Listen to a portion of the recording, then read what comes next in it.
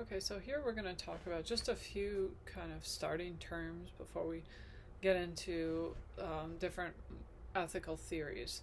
So there's just a few little short things that I want you to know before we start.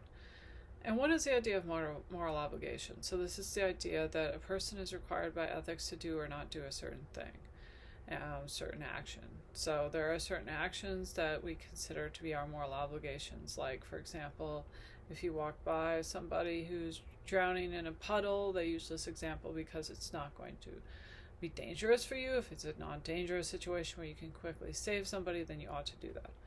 And there's a lot of debate about what's obligation and what we're obligated to do and what we're not, and that's what the ethical theories that we're going to study later try to determine. One thing that's important, I think, to know too is that Immanuel Kant and other people have said that ought implies can. So that means that you can't really be morally obligated to do something or to not do something that you can't do or not do. So you can't be morally obligated to go back in time and stop World War II from happening because it's just not possible. There are a few people who argue that we are morally obligated to do things we can't, but most of the time we accept this as obvious. So, in contrast to a moral obligation, a supererogatory action is something that goes above and beyond your moral obligations. So, this is something that's nice but extra. It's not like a moral obligation in the sense that you must do it, but it's something that is good, that goes above and beyond what we would normally consider to be your ethical obligations or duties. So the only people or things or whatever which can perform moral actions are moral agents, and they're the only things that have moral obligations. So an agent is just something that's capable of performing an action. So really, animal, anything that makes choices or does things is an agent. A moral agent, however, has to understand the concept of morality, but this is sort of subject to debate. So you don't hold a python responsible for killing somebody because they are an agent that's capable of performing an action, but presumably don't understand the concept of morality, so we don't really hold them morally responsible for what they do.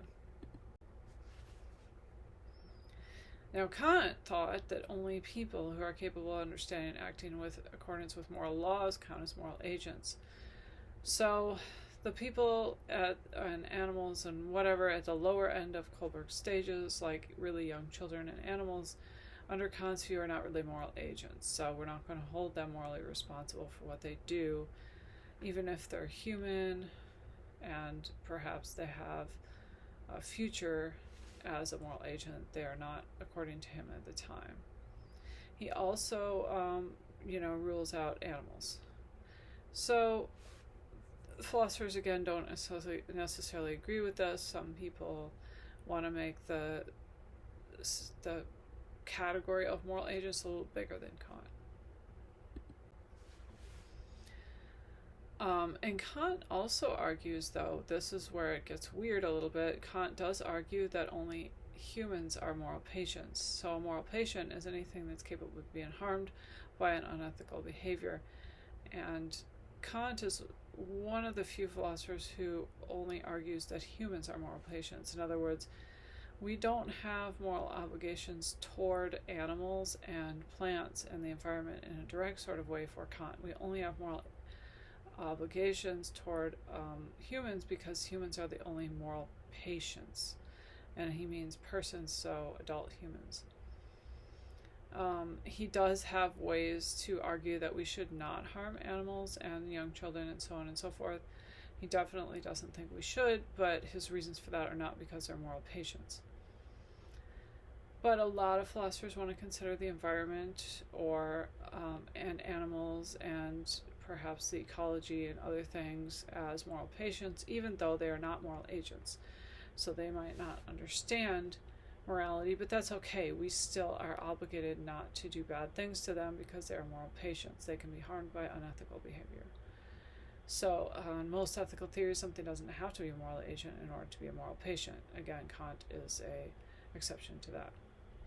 So, short little introduction, and next we'll get into how we are going to determine or try to determine what our moral obligations are.